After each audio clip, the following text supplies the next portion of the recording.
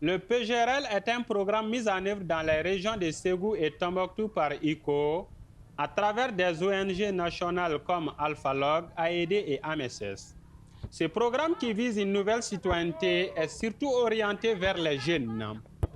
Un des objectifs du PGRL porte sur le soutien à la cohésion sociale et au développement durable à travers des activités sportives, culturelles et économiques animées par des jeunes leaders, hommes et femmes. Pour atteindre cet objectif, Issa a été sollicité par ICO pour apporter son expertise dans le domaine du sport pour le développement.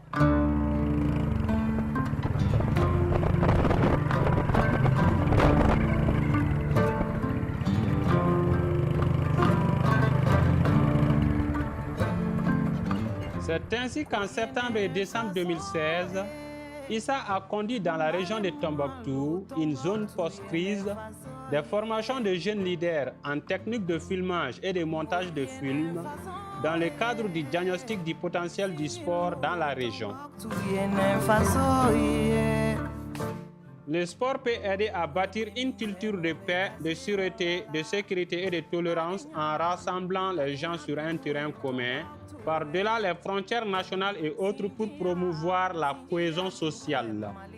Raison pour laquelle International Sport Alliance travaille main dans la main avec ICO dans ce projet.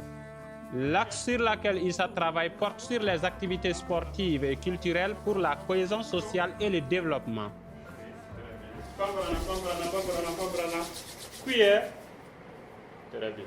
Est-ce que quelqu'un d'entre vous peut lier ça? Pour pouvoir réfléchir sur quel rôle le sport peut jouer dans la cohésion sociale, il faut tout d'abord connaître ce qui est déjà disponible.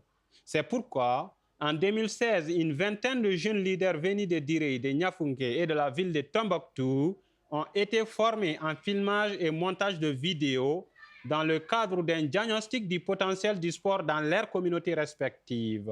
Ces données permettront à ISA de mieux planifier les activités sportives en lien avec l'objectif cherché du projet. Je me nomme Abba Alassane, conseiller sur le programme gouvernance locale redevable. La deuxième session de cette formation sur la vidéo participative nous a permis de savoir comment monter une vidéo et les étapes, les différentes étapes ou processus qu'il faut suivre avant de faire un montage. Je l'avoue, c'est mesquin, mais c'est passionnant aussi puisque la formation a été bien passée, on a y appris beaucoup de choses puisqu'on avait même peur de l'ordinateur. Quand on regarde les souris, on a vraiment permis, aujourd'hui on peut faire des vidéos.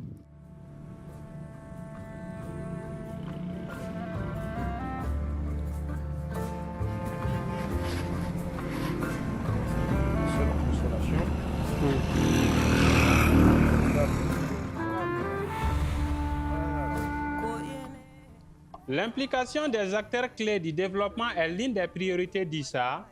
C'est ainsi que International Sport Alliance a conduit une autre formation de base en sport et compétences de vie avec les membres de certaines ONG susceptibles d'utiliser le sport comme outil de développement des jeunes en milieu défavorisé.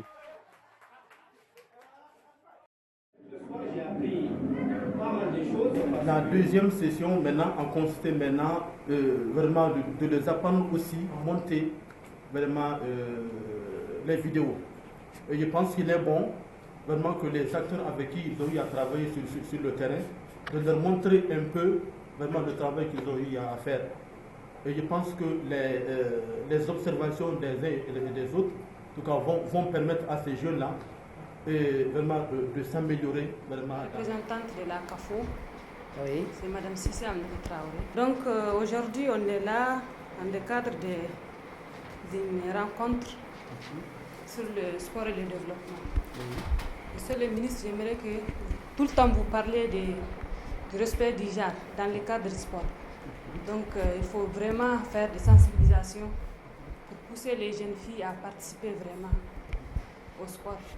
Nous, en tant que conseil communal de la communauté urbaine de Tombouctou, le sport est vraiment un facteur de développement parce qu'on avait même parlé de ça dans notre plan d'action. Notre structure, qui est le conseil communal, on a mis un plan d'action en place dans lequel nous avons mis sport et développement. Comment nous allons organiser cela? Bon, je ne voudrais pas rentrer dans les détails, mais je vais vous donner un tout petit exemple. On a eu des contacts avec certaines ONG de la place, par exemple comme les HCR, avec qui nous sommes en train de travailler actuellement, pour que nous puissions aller dans les camps des déplacés, même possible aller voir même les réfugiés, et essayer de les faire venir ici à travers un tournoi de basket ou bien de football, avec les autres qui sont là dans la ville de Tombouctou, organiser un tournoi au sein même de ces camps de réfugiés-là. En passant par le football, nous allons essayer de faire passer des messages de sensibilisation pour leur dire de revenir, que la paix est vraiment installée ici à Tombouctou et qu'ils sont vraiment le bienvenu. Et je pense qu'à travers le sport, qui est le football, ça va nous permettre de faire passer ces messages-là pour que ces réfugiés-là ou bien ces déplacés-là puissent revenir ici même, dans leurs villes respectives.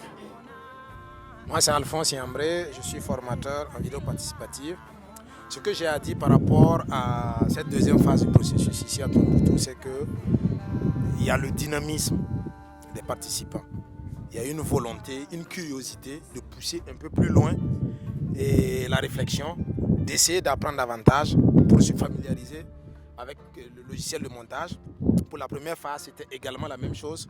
Il y a eu un engouement et les gens ont produit des vidéos de qualité. Donc moi, je suis plutôt dans la réflexion de comment serait-il possible pour le partenaire d'essayer de fournir le matériel, s'il ne reste qu'un minimum de matériel, à ses participants pour qu'ils ne perdent pas les acquis qu'ils ont eus pendant ces deux phases de formation. Ce n'est que le début d'un processus.